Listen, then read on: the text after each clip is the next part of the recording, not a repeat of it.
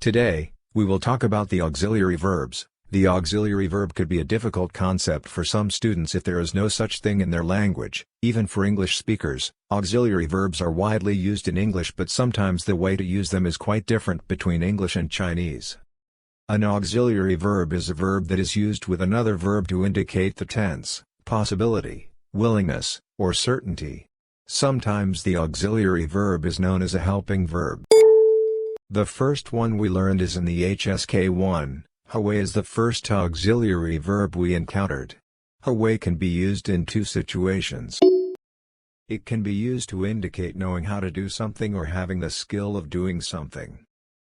For example, 我会游泳。我会说汉语。我会做中国菜。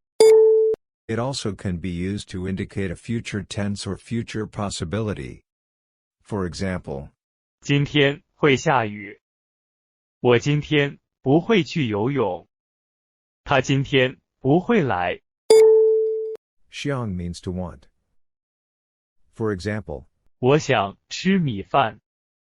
我想去学校。我想买衣服。 if you want to say, I want an apple, you probably will say, 我想一个苹果。 this is a very common mistake. Xiang only means to want when it's used as an auxiliary verb. If you use xiang as a real verb, it means to think or to think of. 我想要一个苹果。 Is the correct sentence by importing the verb yao, which means to have. Neng means can or be able to. It's used to indicate capability and competence, and it's also frequently used in a yes or no question to ask permission. For example, 我5点能回家。他能看见我。我能坐这里吗？ there are two more auxiliary verbs being very often used in everyday Chinese and you definitely need to know. Ki is very similar to neng. They can be interchangeable in many situations. Ki is often used to indicate the possibility, it sounds softer. Neng is more used to indicate competence, and it sounds more firm. For example, 我可以帮你。我能帮你。 Ki and neng can be interchangeable in those sentences. 你现在可以打电话给我。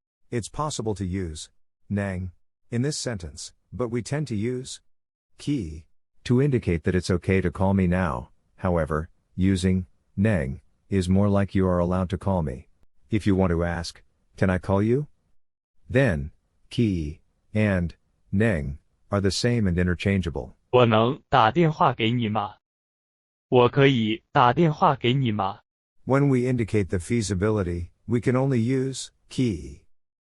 For example, 我们今天可以吃四川菜。 in this sentence, we can only use ki. So whenever we want to say a choice or a solution is ideal, we should only use ki. Yinggai means should. It's very similar to yao. Yao has many meanings such as should, need, want, have to, and so on. Yinggai only means should, and yinggai means should, or supposed to, regardless of the tenses. However, yao is used to indicate should only in the future tense. For example, 你应该学习汉语。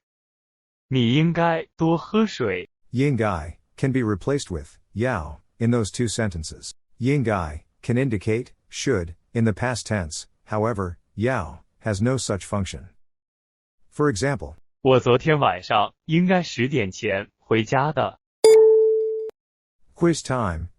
How to say those sentences in Chinese. Please type your answers in the comment section and you will get your grade and feedback soon. Thanks for watching this video. Don't forget to like this video and subscribe to my channel. See you soon.